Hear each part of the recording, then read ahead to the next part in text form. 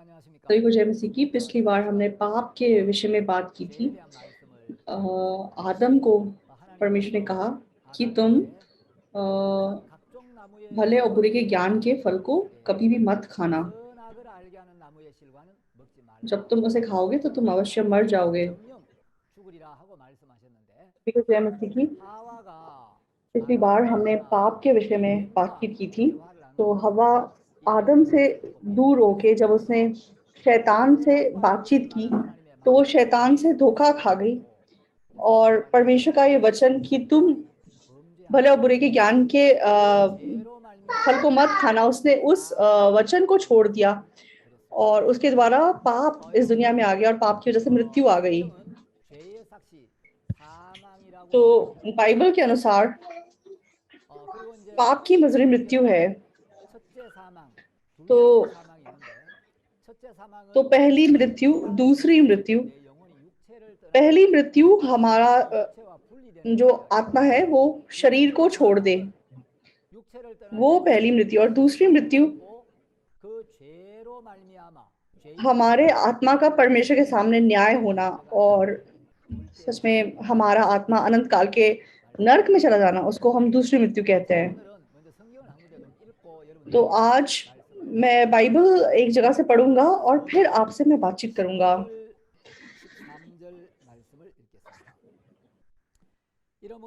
Romeo 5 का 12 और 13 मैं पढ़ूंगा। इसलिए जैसा एक मनुष्य के द्वारा पाप जगत में आया और पाप के द्वारा मृत्यु आई, और इस रीति से मृत्यु सब मनुष्य में फैल गई क्योंकि सबने पाप किया। व्यवस्था के दिए जाने तक पाप जगत में तो था, परंतु जहाँ व्यवस्था नहीं वहाँ पाप गिना नहीं जाता।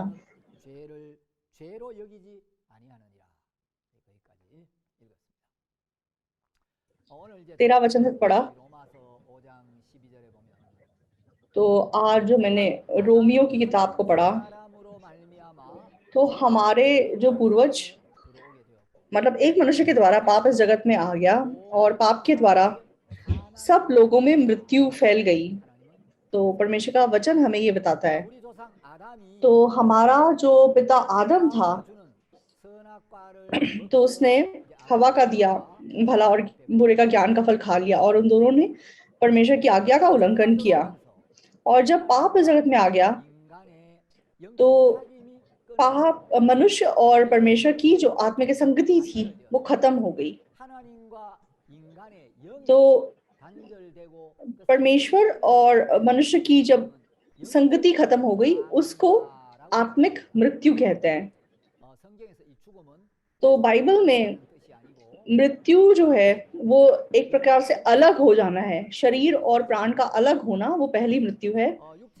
और मतलब परमेश्वर के न्याय के सामने हमारा प्राण खड़ा होगा, और फिर पाप की वजह से हमारा प्राण अनंत काल के लिए परमेश्वर से अलग हो जाएगा और नरक चला जाएगा, उसको दूसरी मृत्यु कहते हैं। तो हमारे मिशन में तो मेरे एक अच्छे जान पहचान के पास्टर हैं जो मेरे साथ सेम एज हैं। तो पहले ये छनान में रहते थे। तो इनका एक छोटा भाई था। एक बार छोटे भाई को मतलब उसको सांप ने काट लिया, वो लगभग मरने की दशा में था। तो पास्टर ने वो कहानी मुझे बताई थी। तो इस पास्टर के पिताजी खेती करते थे, और मतलब जैसे चावल कटने का टाइम था, तो ये पास्टर, उनके भाई और उनके पिताजी साथ साथ मतलब काम कर रहे थे खेत में। तो छोटा भाई बोला कि मैं पहाड़ पे घूमने जा रहा हूँ। तो पास्टर और उनके पिताजी मतलब फसल काट रहे थे, और उनका भाई मतलब पहाड़ों पे घूमने चला गया और कुछ कुछ तोड़ के खाने लगा और इधर उधर घूमने लगा। और अचानक से उसने चिल्ला के कहा, पिताजी पिताजी, मुझे सांप ने काट लिया। तो खास करके ये जो क्या कहते हैं, पतझड़ का टाइम होता है, तब जैसे सांप जो होते हैं वो हाइबरनेशन की तैयारी कर रहे होते हैं। इसीलिए उससे पहले उन्हें बहुत कुछ खाया हुआ होता है और उनके अंदर बहुत ज्यादा जहर होता है। तो ऐसे जहरीले सांप ने उनके भाई को काट लिया। जब पिताजी ने जब उसकी आवाज सुनी तो वो फटाफट भाग के गए अपना सारा काम छोड़ छाड़ के, और उन्होंने इस बच्चे की एडी को देखा, तो अभी अभी मतलब सांप ने डसा था, तो दांत का निशान था और मतलब क्या कहते हैं वो लहू बह रहा था। तो एक्चुअली जब किसी को सांप डस जाता है तो सांप का जहर बॉडी में एंटर करके दिल तक पहुंच जाता है, और जब दिल तक पहुंच जाता है तो इंसान मर जाता है। तो पिताजी ने सबसे पहले क्या किया, जो बनियान उन्होंने पहना हुआ था उसको निकाला और उसको फाड़ के मतलब जहां पे मतलब डसा था उसके ऊपर उन्होंने बांध दिया, और उसके बाद वे उसको उठाकर अस्पताल की ओर भागने लगे। तो मतलब बहुत ही घबराए हुए थे क्योंकि बच्चा मर भी सकता था, और पूरी ताकत से मतलब वो भागे, पसीना बहाते बहाते अस्पताल पहुंचे और डॉक्टर से बोला, डॉक्टर साहब मेरे बेटे को अभी अभी मतलब सांप ने डसा है, आप प्लीज का जल्दी से इलाज कर दीजिए। तो डॉक्टर ने जब इसको देखा, तो क्योंकि इसको अभी अभी सांप ने डसा था इसलिए उसको मतलब डिसइंफेक्ट किया और दवाई दे दी, और बोला कि आप उसको हॉस्पिटलाइज कर दो और देखते हैं इसकी हालत कैसी है। तो डॉक्टर ने मतलब इसका मतलब एनी हाउ ऑब्जर्वेशन के लिए इसे अस्पताल में रखा। तो और रात के देर तक उसके पिताजी अपने बेटे के साथ साथ बैठे रहे, लेकिन फिर उनके पिताजी मतलब बाद में सोने चले गए और अगले दिन सुबह सुबह उठ के फिर आए। तो मतलब उनके मन में आया कि बेटा ठीक है या नहीं है, जाके अस्पताल में जाके देखता हूँ, तो फटाफट से अस्पताल गए। लेकिन जब वो अस्पताल में गए तो इस बच्चे की टांग जैसे मतलब बिल्कुल फूल गई थी और बिल्कुल मतलब काली पड़ गई थी। तो पिताजी इतने हैरान हो गए, उन्होंने डॉक्टर को बुलाया, डॉक्टर साहब देखो देखो मेरे बेटे को क्या हो गया, इसके इसकी टांग को देखो क्या हो गया, इसकी टांग कितनी सूज गई है और बिल्कुल मतलब काली पड़ गई है, तो क्या इसका इसको क्या हो रहा है अभी, क्या ये ठीक है? तो डॉक्टर भी शॉक हो गया। तो डॉक्टर ने बोला कि हमारे डॉक्टर में हम इसका इलाज नहीं कर सकते, आप तो जल्दी बड़े अस्पताल ले जाइए। तो फिर तो एक्चुअली डॉक्टर ने पहले से बताना चाहिए था कि बड़े हॉस्पिटल में ले जाओ, लेकिन उसने मतलब हालत खराब होने के बाद बोला बड़े हॉस्पिटल में जाओ। तो मतलब पिताजी बहुत गुस्से हो गए, लेकिन अब टाइम नहीं था डॉक्टर से बहस करने का क्योंकि बच्चे को बचाना है जल्दी से जल्दी।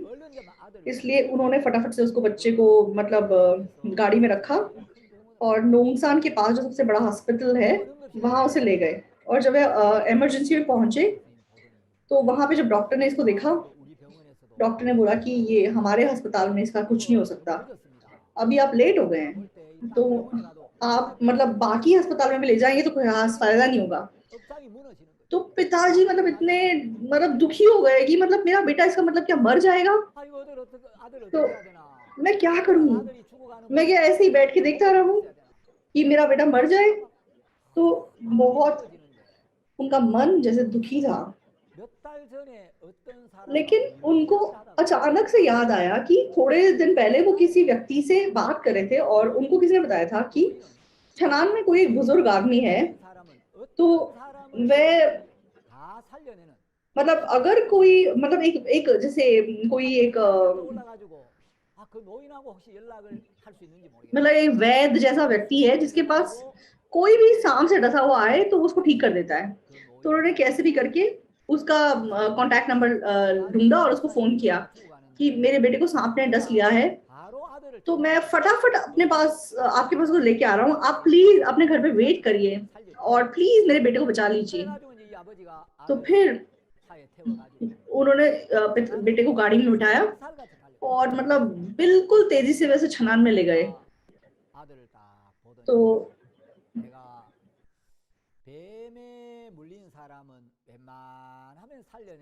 तो जब उस बुजुर्ग आदमी ने इस बच्चे को देखा तो उसने बोला कि अभी बहुत देर हो चुकी है, अगर आप थोड़ा जल्दी आते तो अलग बात थी, लेकिन अब तो बहुत मुश्किल है, लेकिन मैं आपको एक आइडिया देता हूँ, अगर आप मेरी बात सुनोगे तो शायद इसका कुछ हो सकता है। तो उसके पिताजी ने बोला कि मैं सब कुछ करने को तैयार हूँ, बस मेरे बेटे को बचा लो। तो उन्होंने बोला कि आप जल्दी कोई मतलब कुएं या किसी नदी के किनारे जाओ और मतलब जितने आपको लीच मिले उन लीच को उठा के ले आओ।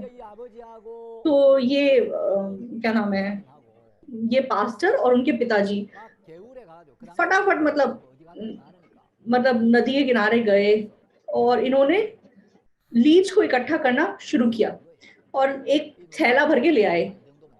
तो फिर मतलब इस वैद्य ने बोला कि अच्छा चलो ठीक है, इतना काफी है। तो फिर इस वैद्य ने क्या किया, 4 लीच को पकड़ के जहां पे मतलब इस बच्चे को सांप ने डसा था उस निशान के ऊपर लीच को रख दिया। तो जो लीच थे वो उसकी बॉडी से लाइक चिपक गए और उसका खून चूसने लग गए। तो उन्होंने बिल्कुल लाइक उस पॉइंट पे लीच को चिपका दिया जहां पे सांप ने डसा था, तो लीच वही पॉइंट पे खून चूसने लग गए और जिसने सबसे ज्यादा खून चूसा था उसका पेट एकदम से लाइक भर गया और वो लीच एकदम से नीचे गिरा और मर गया। क्यों? क्योंकि उसने वो जहरीला खून लाइक चूस लिया, इसलिए वो ऐसे मर गया। तो फिर इस बूढ़े आदमी ने एक और लीच को वहां पे लगा दिया। तो फिर वो लीच मतलब खून चूसने लगा, एक और लीच नीचे गिर गया, फिर उसने एक और लगा दिया। ऐसे करके वो लड़का बच गया और अभी वो लड़का जिंदा है।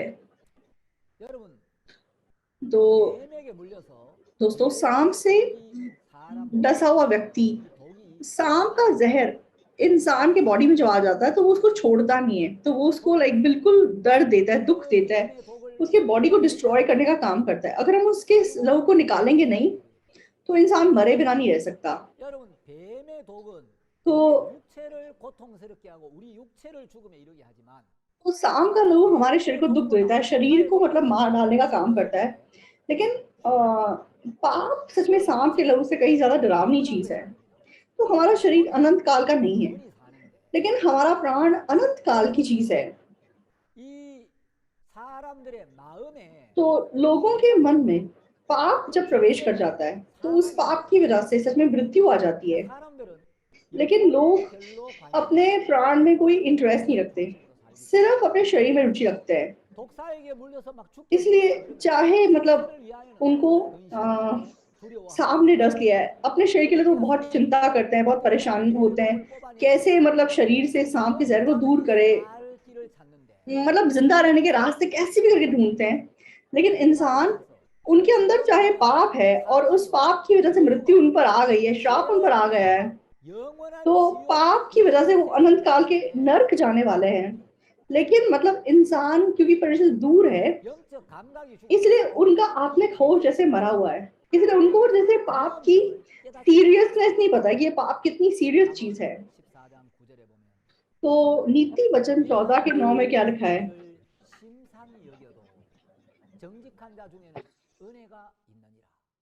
तो नीति वचन 14 के 9 में लिखा है कि मूढ़ लोग पाप का अंगीकार करने को ठट्ठा जानते हैं, परंतु सीधे लोगों के बीच अनुग्रह होता है।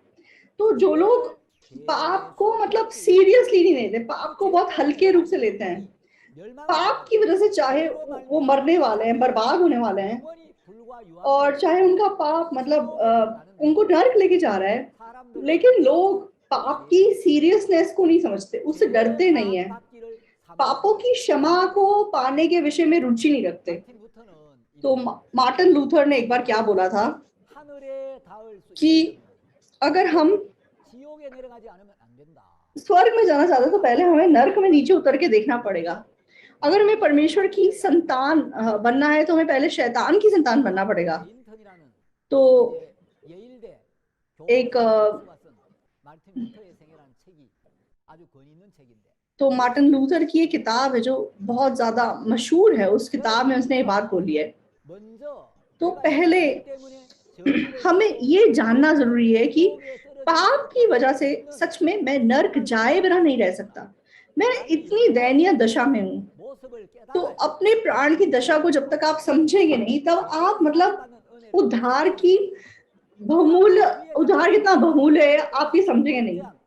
तो मैं शैतान की संतान हूँ, आदम से मैं पैदा हुआ हूँ, तो मैं पैदा होने से ही शैतान के संतान बन के पैदा हुआ हूँ और मैं श्राप के अधीन हूँ, सिर्फ मैं नाश हुए बिना नहीं रह सकता। जब हम इस बात को पहचानते हैं तब हम ये समझ सकते हैं कि परमेश्वर मुझ पे दया करो, परमेश्वर मुझे उद्धार दो, परमेश्वर मेरे पापों को क्षमा करो, परमेश्वर मुझे इस पाप से छुटकारा दिलाओ। तो ऐसा मन हमारे मन में आ सकेगा। तो हम परमेश्वर से दूर होकर, तो शैतान के अंदर से हम पैदा हुए हैं, इसलिए हम पैदाइशी पापी हैं। तो हमारे कामों के बावजूद, तो आदम के अंदर हम शैतान का संतान बन के पैदा हुए हैं। क्योंकि हम शैतान का संतान बन के पैदा हुआ है, इसलिए हमें अपने आप का रूप जानना जरूरी है। और इसमें हमें प्रभु के द्वारा, प्रभु के संतान के द्वारा पैदा होना जरूरी है। तो हमारा सच में जो पूर्वज था उसने पाप किया और वो शैतान के देश का मतलब नागरिक बन गया, वो शैतान का दास बन गया। इसलिए हम मनुष्य पैदा होने से पापी बन के पैदा हुए हैं, शैतान की संतान बन के पैदा हुए हैं। क्योंकि मनुष्य मूल रूप से मतलब शैतान से है, इसलिए इंसान की कोशिश या मेहनत से वो परमेश्वर को खुश नहीं कर सकता। तो भलाई केवल परमेश्वर के पास है। तो भले परमेश्वर से दूर हुए मनुष्य के पास कोई भी भलाई अच्छाई नहीं है। तो जब हम इंसानी तरीके से देखते हैं, हाँ ये अच्छा इंसान अच्छा है, ये इंसान बुरा है, हम ऐसा सोच सकते हैं। लेकिन परमेश्वर की नजरों में मनुष्य जो परमेश्वर से दूर है उसके अंदर कुछ भी भलाई अच्छाई नहीं है।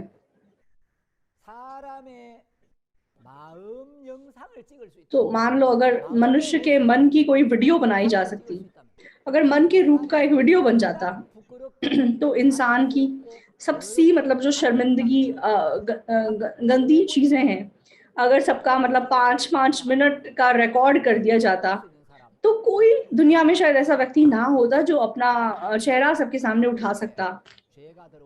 तो सब मनुष्य के अंदर सच में पाप प्रवेश कर गया है और पाप की वजह से मृत्यु आ गई है।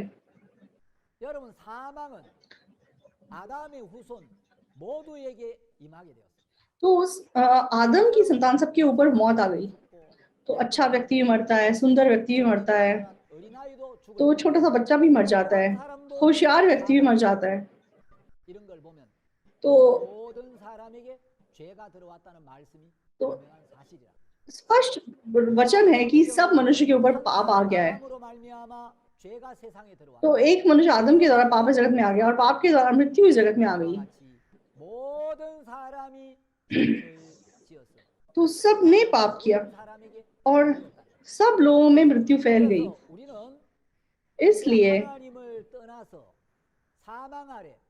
तो परमेश्वर से दूर होकर हम अगर ये पहचान जाएं कि हम मृत्यु के अधीन है, श्राप के अधीन है, तो हम कह सकते हैं कि परमेश्वर मुझ पर दया कर, परमेश्वर मुझे इस मृत्यु से, सच में पाप से छुड़ा। हम इस मन से हम प्रभु से अनुग्रह पा सकते हैं। तो अपने आप को बदलना, ठीक करना नहीं, परमेश्वर को हमें अनुग्रह देना होगा, हमें उद्धार का अनुग्रह देना होगा। तो हम खुद सच में शैतान से धोखा खाकर शैतान के दास हैं। हमारे अंदर कोई भलाई नहीं है, ये हमें पहचानना जरूरी है। मेरी सोच, मेरे न्याय को फेंक कर तो परमेश्वर की ओर मन फिराने को हम मन फिराव कहते हैं। तो बहुत सारे लोग, तो बाइबल किसे मतलब मन फिराव कहती है वो नहीं जानते। तो लोगों को लगता है कि मतलब माफी मांगना, क्षमा मांगना वो मन फिराव है। तो पश्चाताप शब्द जो है, मन फिराव जो शब्द है, वो अपने पापों का अंगीकार करना नहीं है। मैंने आज झूठ बोला, माफ कर दो, मैंने आज इसको नफरत किया, माफ कर दो, मैंने ये किया, माफ कर दो, ये पश्चाताप नहीं है। पश्चाताप माफी मांगना नहीं है, पश्चाताप मन फिराना है, मुड़ना है। तो फ्रॉम और टू स्पष्ट होना चाहिए। मैं यहाँ से वहां आ गया, मैं यहाँ से मुड़ के वहां पहुंच गया, वो क्लियर होना चाहिए। तो पश्चाताप शब्द इब्री भाषा में कैसे लिखी गई आप जानते हैं, और ग्रीक भाषा में कैसे लिखी हुई हम इसको देखेंगे।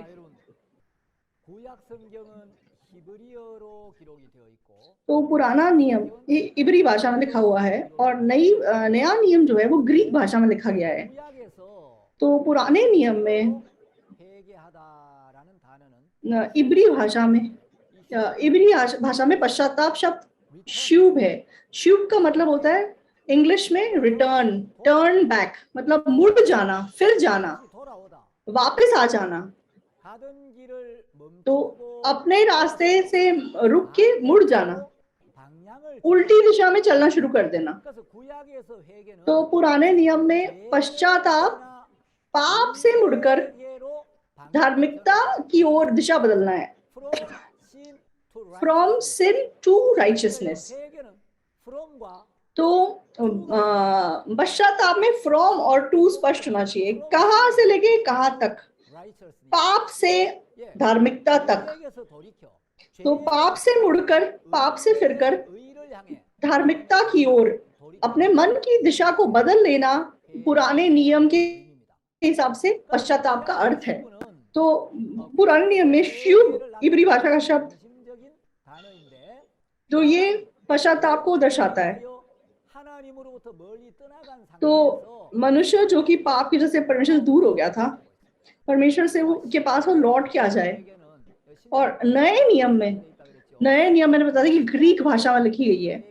तो नए नियम में मन फिराव का अर्थ क्या है? वहां पे मेटानोए करके शब्द का प्रयोग किया गया है। तो नए नियम में पश्चाताप मेटानोए कहते हैं उसे। तो और तो पश्चाताप करना मतलब सोच बदलना है। तो पाप करके पाप की माफी मांगना नहीं, अपनी सोच को बदलना है, अपना मन बदलना है। मेटानोयो, मेटा का मतलब बाद में, नोए वो मतलब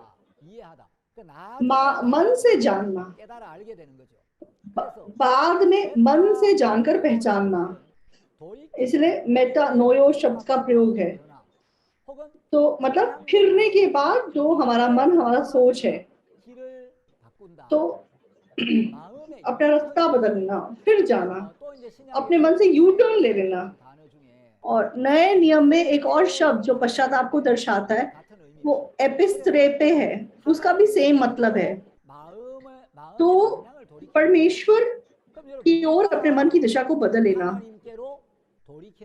तो कौन परमेश्वर की ओर अपने मन की दिशा बदल सकता है?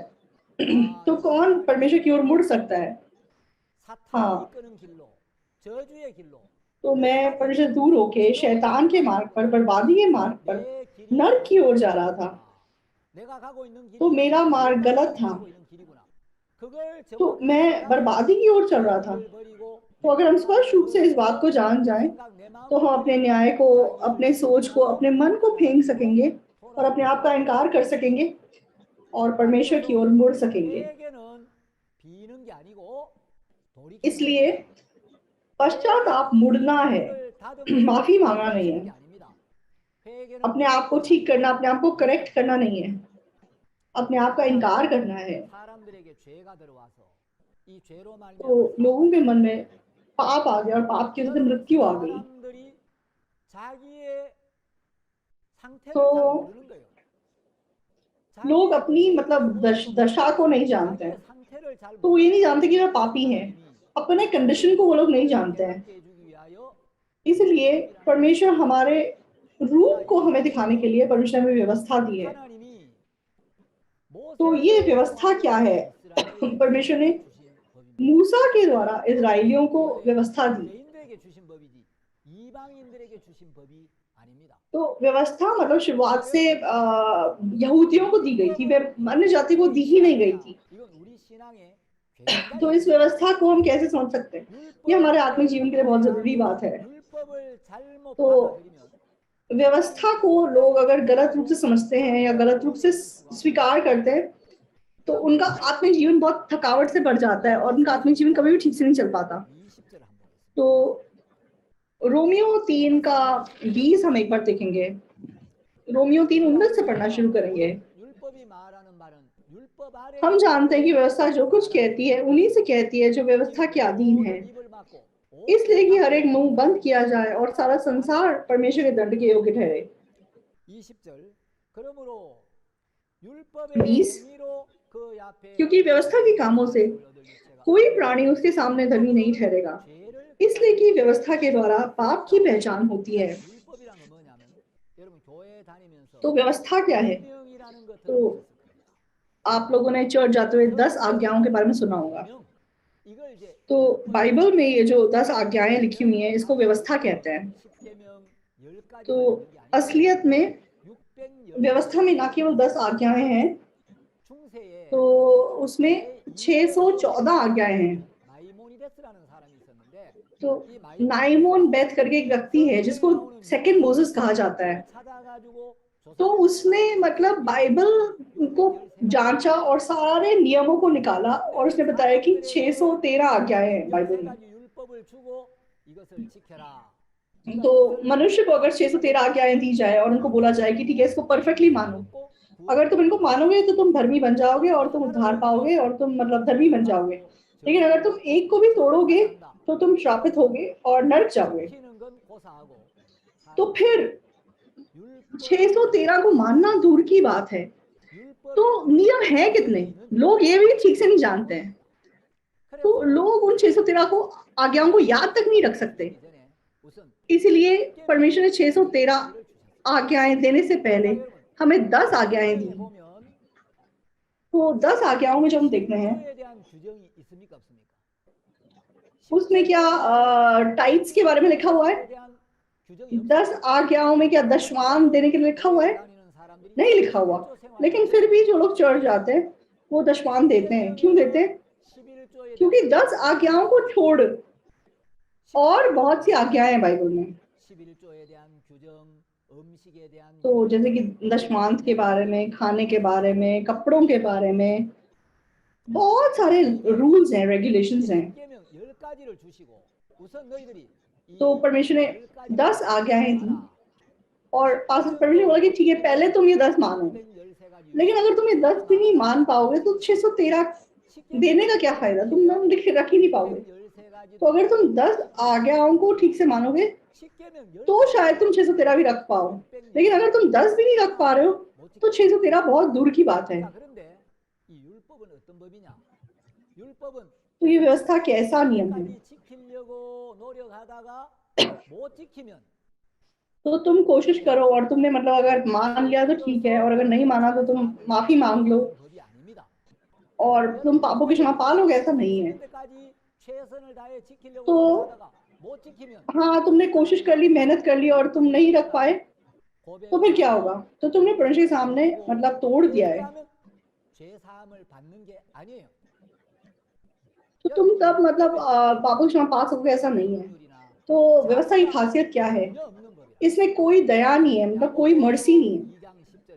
तो याकूब की किताब 2:10 में क्या लिखा है कि जो कोई भी मतलब व्यवस्था की किताबों की बातों को रखने में स्थिर नहीं रहेगा, तो चाहे कोई चर्च जाने वाला हो, चर्च ना जाने वाला हो, चाहे कोई पीएचडी हो थियोलॉजी में, कोई भी जो की सारी व्यवस्था की बातों को नहीं मानेगा और एक में भी चूक जाएगा, तो 613 में से अगर एक में भी चूक जाएगा तो वो सारी व्यवस्था को तोड़ने के बराबर है। तो सोल यूनिवर्सिटी के एंट्रेंस एग्जाम में 613 क्वेश्चंस होते हैं। तो 613 में जिनके सारे मार्क्स, सारे क्वेश्चन राइट हो वो एडमिशन पा सकते हैं। जिनके एक भी रॉन्ग हो, 612 सही हो, तो फिर वो सिलेक्ट नहीं हो सकता, रिजेक्ट हो जाएगा। तो व्यवस्था को मानकर अगर हम थोड़ा जाने की कोशिश करेंगे तो हमें 613 में से एक को भी एक बार भी नहीं तोड़ना है। पैदा होने से लेकर मरने तक हमने परफेक्टली सारी आज्ञाओं को मानना है। लेकिन हम मनुष्य क्या 613 आज्ञाओं को बिना तोड़े, एक बार भी ना तोड़ के, सिद्ध रूप से मान के, क्या हम धर्मी बन सकते हैं?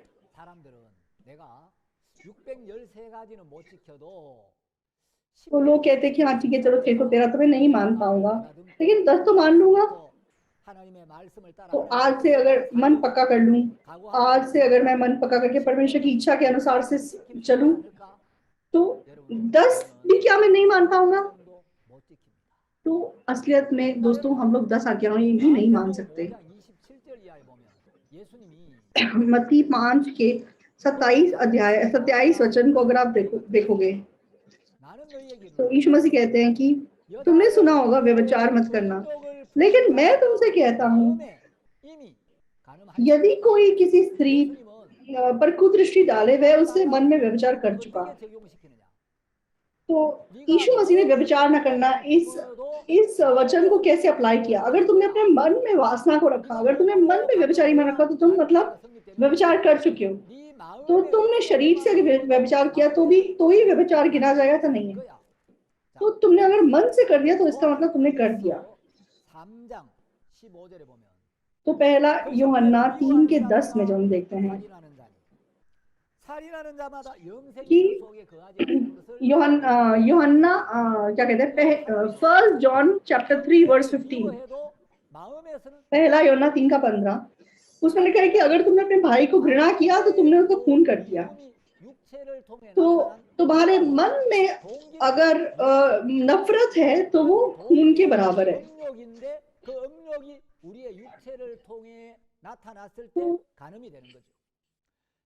वासना असलियत में व्यभिचार है। जब वो हमारे शरीर के द्वारा प्रकट होती है तो वो व्यभिचार हो जाता है। हमारे मन में अगर बैर का मन है, नफरत का मन है, तो हम वो बैर के मन की वजह से हत्या भी कर सकते हैं। इसलिए परमेश्वर रिजल्ट को नहीं देखता, परमेश्वर मन को देखता है, मन के सेंटर को देखता है। तो जो वासना का मन रखता है वो व्यभिचार कर चुका है। अगर कोई किसी से बैर रखता है तो वो उसका खून कर चुका है। कुलूसियों की किताब में क्या लिखा है कि लालच सच में मूर्ति पूजा के बराबर है। तो आपने अपने जीवन जीने के दौरान क्या आपने कभी झूठ नहीं बोला? क्या आपने कभी वासना का मन नहीं रखा? क्या आपने कभी किसी को नफरत नहीं किया? क्या आपने कभी लालच नहीं किया? क्या आप बिना ऐसा किए जी सकते हैं? आप नहीं कर सकते। तो व्यवस्था का पालन करके कोई भी परमेश्वर के सामने सिद्ध नहीं बन सकता। तो कौन अपना जीवन जीने के दौरान एक बार भी नफरत किए बिना, एक बार भी व्यभिचारी मन रखे बिना, एक बार भी लालच किए बिना कौन ऐसे जी सकता है? इसलिए परमेश्वर क्या कहते हैं, तो रोमियो 3 के 20 में, तो इसीलिए व्यवस्था के कामों के द्वारा कोई उसके सामने धर्मी नहीं ठहर सकता। तो व्यवस्था का पालन करके, व्यवस्था को मानकर, व्यवस्था के कामों के द्वारा परमेश्वर के द्वारा धर्मी ठहरने वाला, मेरे अंदर पाप नहीं है, मैं सिद्ध हूं, ऐसा व्यक्ति इस दुनिया में एक भी नहीं है। ना केवल रोमियो किताब में ऐसा लिखा है, गलातियों किताब में भी सेम बात लिखी है। गलातियों 3 का 12 वचन हम देखेंगे।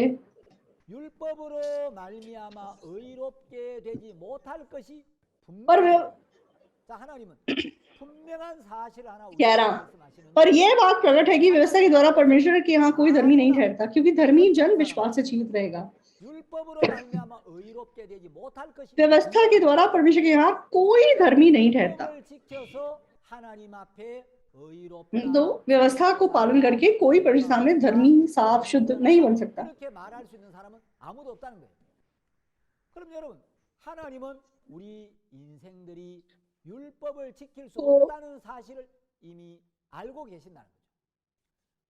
परमेश्वर पहले से जानता है कि हम मनुष्य व्यवस्था का पालन नहीं कर सकते, इसलिए हमारे पास एक डाउट है हमारे मन में।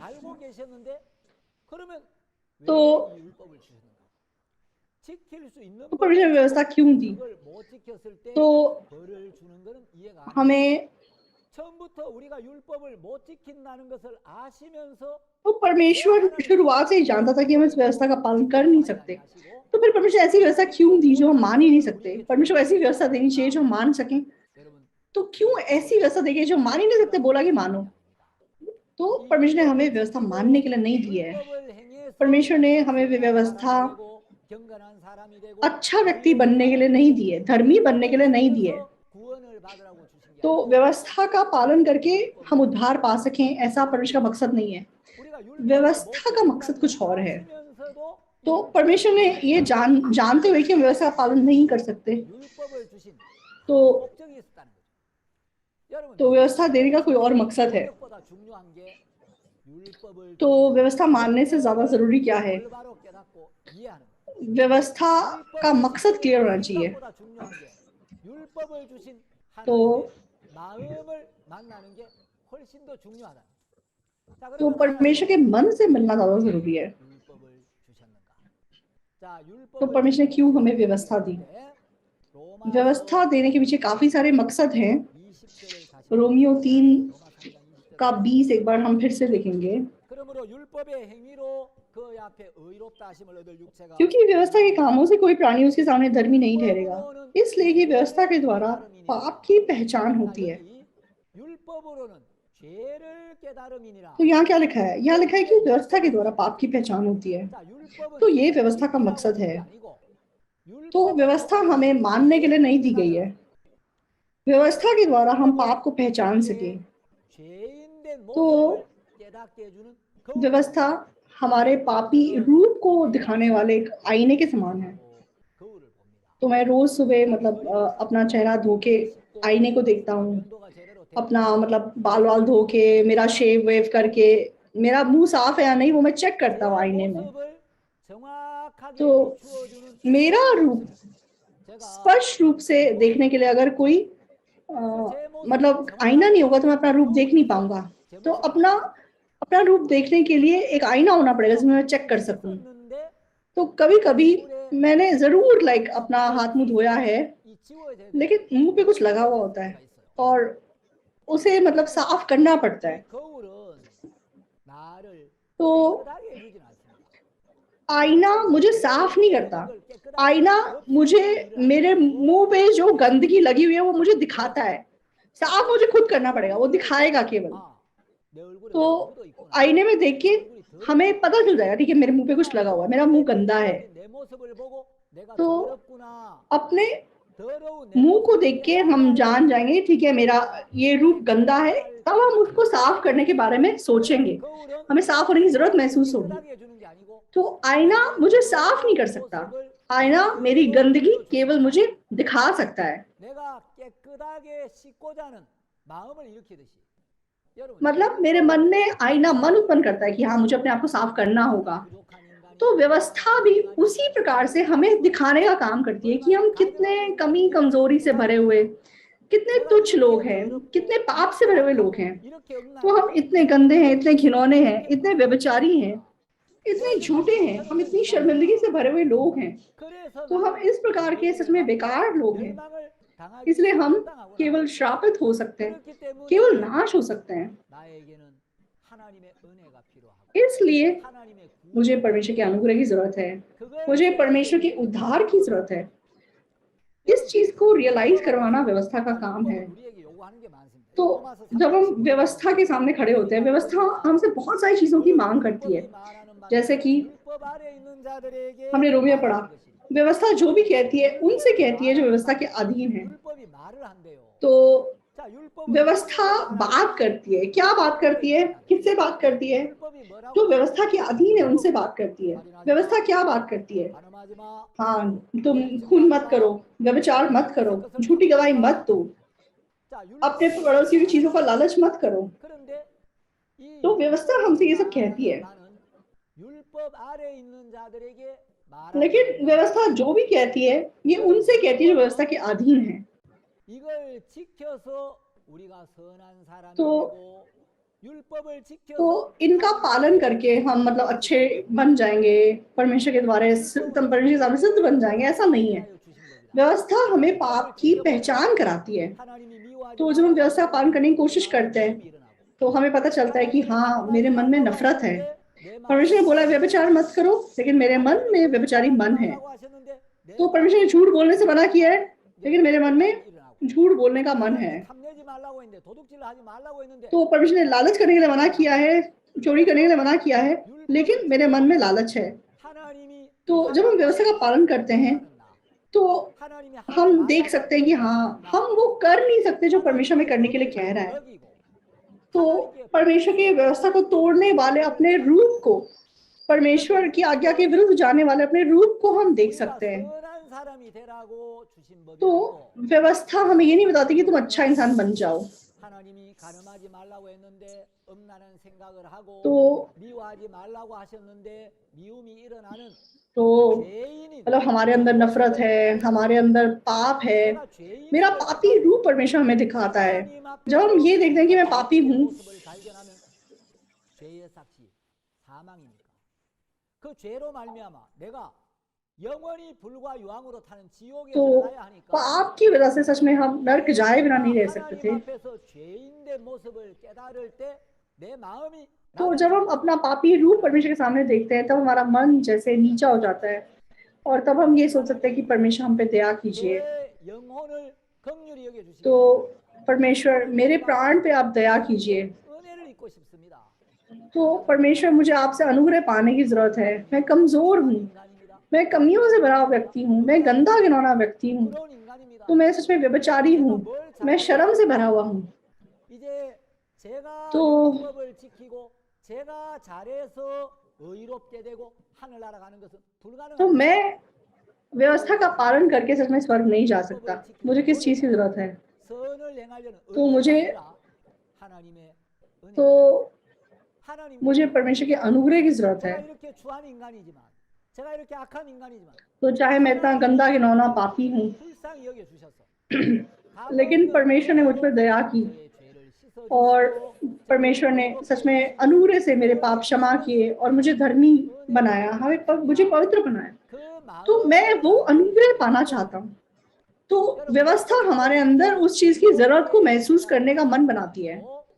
तो व्यवस्था हमें इसलिए नहीं दी गई कि हम इसका पालन करके सिद्ध हो जाएं या पवित्र हो जाएं, लेकिन व्यवस्था का पालन करने की कोशिश करके हम ये जान सकते हैं कि हम कितने दुष्ट हैं, कितनी कमियों से भरे हुए हैं, कितने परमेश्वर के सामने शर्मिंदा हैं, कितने हम लाचार हैं, ये हम जान सकते हैं।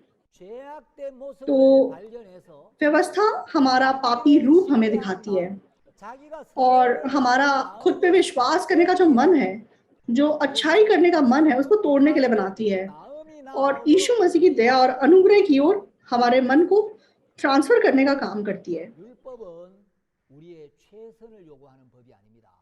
네가 최선을 तो 다해서 व्यवस्था हमारी लगन नहीं मांग रही है। हाँ, पूरी लगन से तू इन आज्ञाओं का पालन कर, पूरी कोशिश कर, तब तू धर्मी बन जाएगा, 그래서 तब तू उद्धार पा लेगा। 율법은 इस मकसद से हमें व्यवस्था नहीं दी गई है। 완벽을 요구. तो व्यवस्था इंसान की मतलब कोशिश नहीं मांगती है।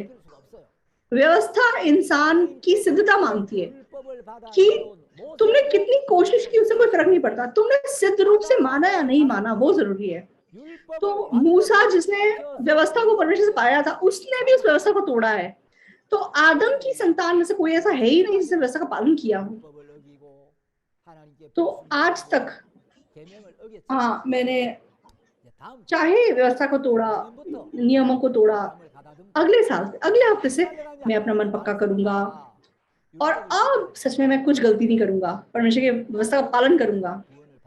तो आप कितना भी दृढ़ संकल्प कर ले, उस वजह से आप उद्धार नहीं पाएंगे।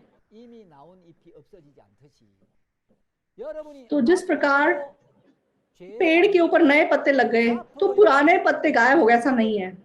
आप आगे को पाप नहीं करेंगे, आगे को आप मतलब परफेक्टली लॉ को मानेंगे, उससे कोई फर्क नहीं पड़ता। आप ऑलरेडी उसे तोड़ चुके हैं। अगर एक बार आपने उसको तोड़ दिया है तो आगे को कितना भी अच्छा कर ले, उससे कोई फर्क नहीं पड़ता। तो बहुत सारे लोग कोशिश करते हैं व्यवस्था का पालन करने की, और उनको लगता है कि वो कोशिश कर रहे हैं इसलिए ये आत्मिक जीवन है। बहुत लोग ऐसी गलतफहमी रखते हैं।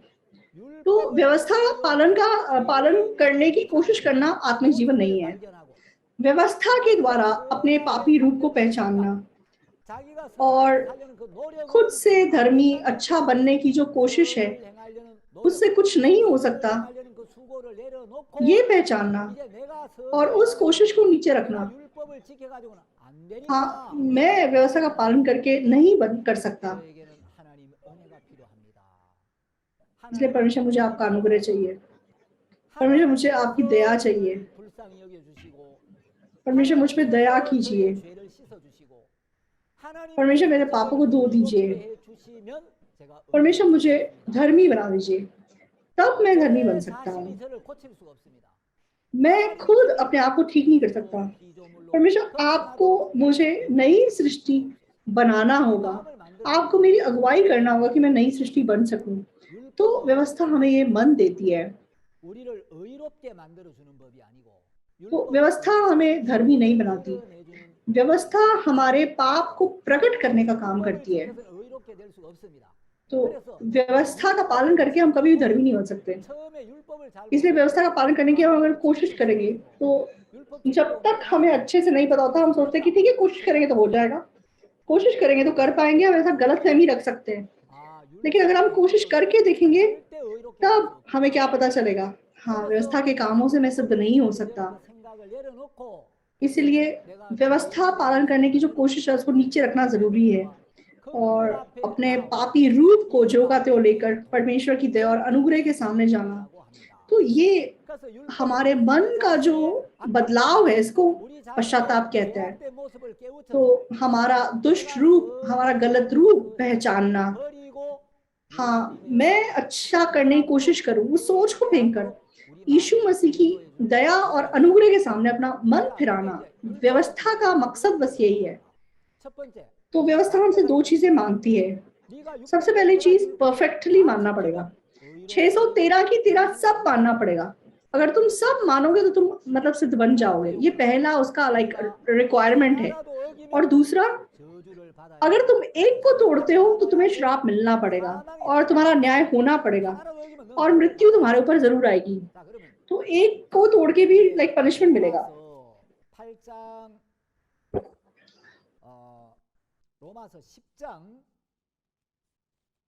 रोमियो 10 वचन एक बार देखेंगे, 10 अध्याय, सॉरी 8, रोमियो 8 का 4 यहाँ लिखा है, इसलिए कि व्यवस्था की विधि हमें जो शरीर के अनुसार नहीं वरन आत्मा के अनुसार चलते हैं पूरी की जाए। तो व्यवस्था हमसे क्या मांगती है, अगर तुम सब पूरी मानोगे तो तुम मतलब अनंत जीवन पाओगे, लेकिन अगर तुम एक को भी तोड़ोगे तो तुम नरक जाओगे। तो क्या हम व्यवस्था की सारी मांगों को पूरा कर सकते हैं? मैंने बताया ना कि असंभव है। तो व्यवस्था की मांग के अनुसार हमें सिर्फ नरक ही जाना है, लेकिन हम कैसे नरक चले जाएं? तो ना तो हम व्यवस्था को मान सकते हैं, हम ऐसे लोग व्यवस्था को तोड़े भी नहीं रह सकते।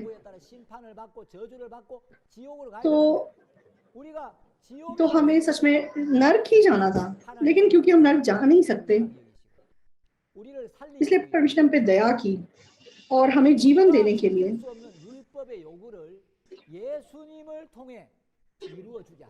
तो यीशु मसीह के द्वारा सच में हमारी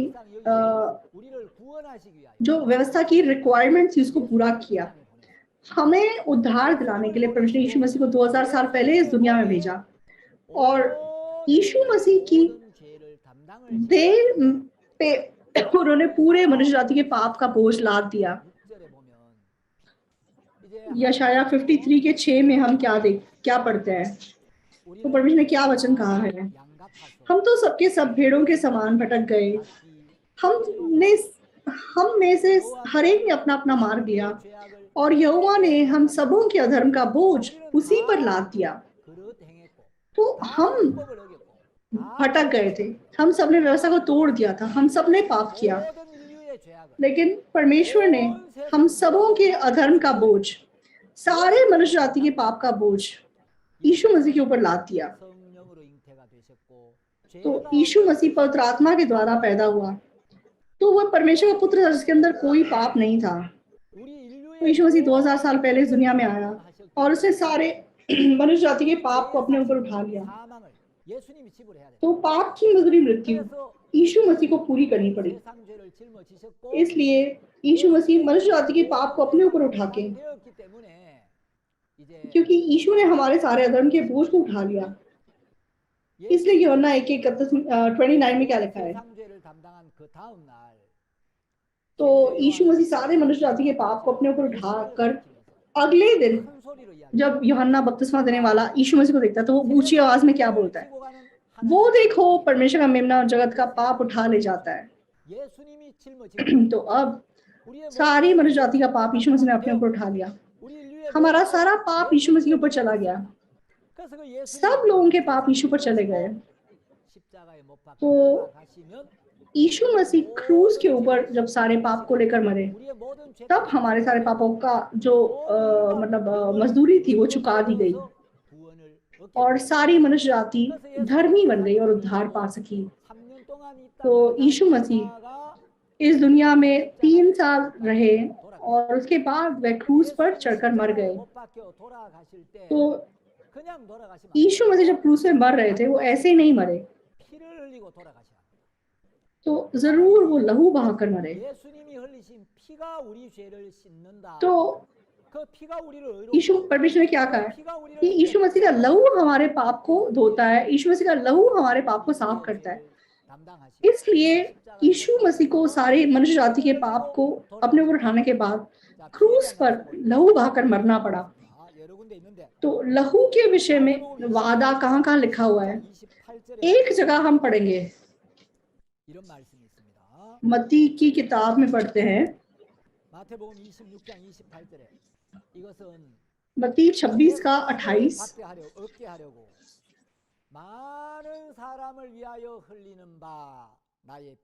क्योंकि ये वाचा का मेरा वह लहू है जो बहुतों के लिए पापों की क्षमा के निमित्त बहाया जाता है। तो ये कौन सा लहू है? बहुतों के लिए पापों की क्षमा के निमित्त बहाया जाता है, वाचा का लहू। तो इस लहू से जुड़ा हुआ वादा है, परमेश्वर ने लहू के से जुड़ा हुआ वादा नियुक्त किया है। तो यीशु मसीह का लहू हमारे सारे पापों को धोता है।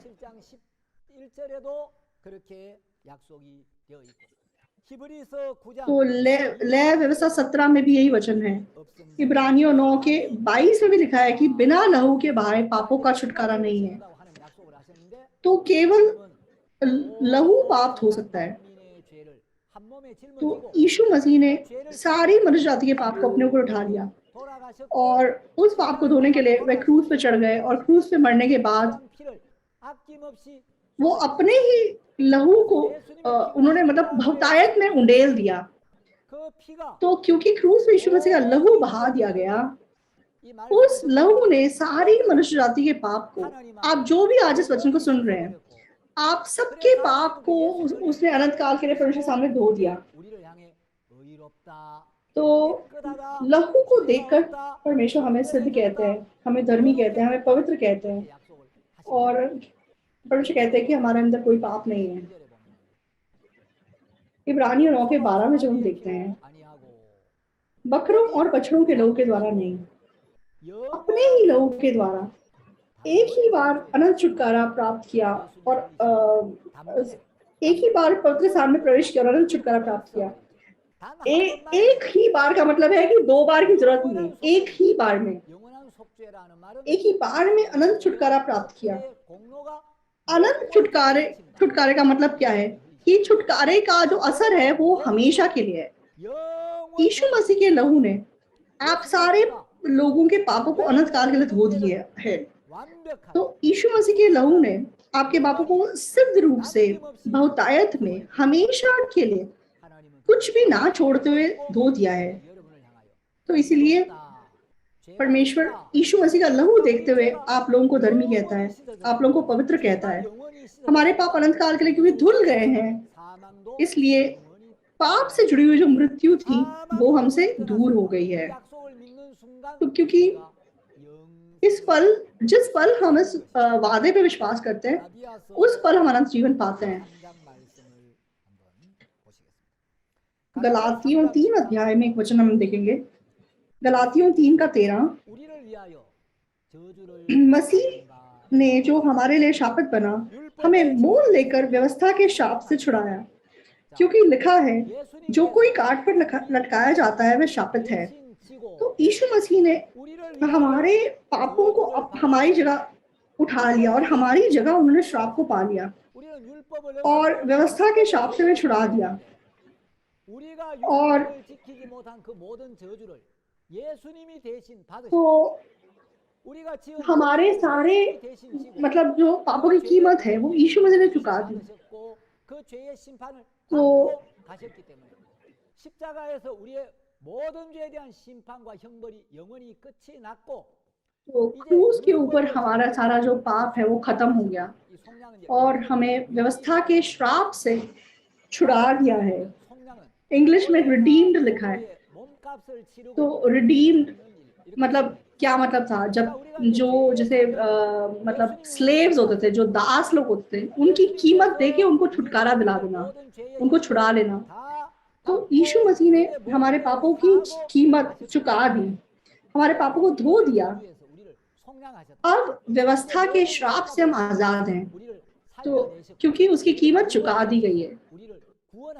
तो परमेश्वर ने हमें इस प्रकार उद्धार दे दिया। तो हम व्यवस्था का पालन करने की वजह से धर्मी नहीं बना है। हमने व्यवस्था को चाहे तोड़ा है, व्यवस्था का पालन नहीं कर सके, लेकिन यीशु मसीह ने क्योंकि हमारी जगह व्यवस्था का शाप पा लिया, हमारे पापों का न्याय उसने पा लिया, इसलिए यीशु मसीह के अनुग्रह से, यीशु मसीह के काम से हम अनंत काल से धर्मी बन गए, हम अनंत काल के लिए पाप से आजाद हो गए। इसलिए हम परमेश्वर के सामने उद्धार पाए हुए लोग बन गए। तो ये बाइबल सुसमाचार है जो हम तक पहुंचाना चाहती है। तो व्यवस्था हमारे पाप को प्रकट करता है, परमेश्वर का अनुग्रह, परमेश्वर हमारे पाप को हटाने का काम करता है। तो हम व्यवस्था का पालन करके दुनिया में कोई धर्मी नहीं बन सकता, लेकिन परमेश्वर के अनुग्रह से ऐसा कोई नहीं है जो धर्मी ना बन सके। तो व्यवस्था हमें मारने का काम करती है, लेकिन परमेश्वर का अनुग्रह हर पापी को धर्मी बनाने का काम करता है, उसको जीवन देने का काम करता है। तो व्यवस्था के सामने हर व्यक्ति दोषी ठहरता है, चाहे कितना भी अच्छा व्यक्ति क्यों ना हो, लेकिन परमेश्वर के अनुग्रह के सामने सबसे दुष्ट व्यक्ति भी धर्मी बन सकता है। परमेश्वर का अनुग्रह उतना महान है। तो आज हम यहीं तक वचन बांटेंगे और अब हम प्रार्थना करेंगे। प्रभु, हम जो कि पाप में मरने वाले थे, आपने हमें बचाया, यीशु मसीह को इस दुनिया में भेजा और यीशु मसीह के लोगों के द्वारा आपने हमारे सारे पापों को धो दिया और परमेश्वर के सामने आपने हमारे अंदर कोई कमी घटी नहीं छोड़ी कि हम स्वर्ग ना जा सके। प्रभु, आपने हमारे सारे पापों को सिद्ध रूप से धो दिया और हमें धर्मी ठहरा। हम आपकी महिमा करते हैं, आपको धन्यवाद देते हैं। प्रभु, आज जो भी इस वचन को सुन रहे हैं, प्रभु उन सबको आप आशीष दीजिए। यीशु मसीह के नाम से प्रार्थना करते हैं, आमीन।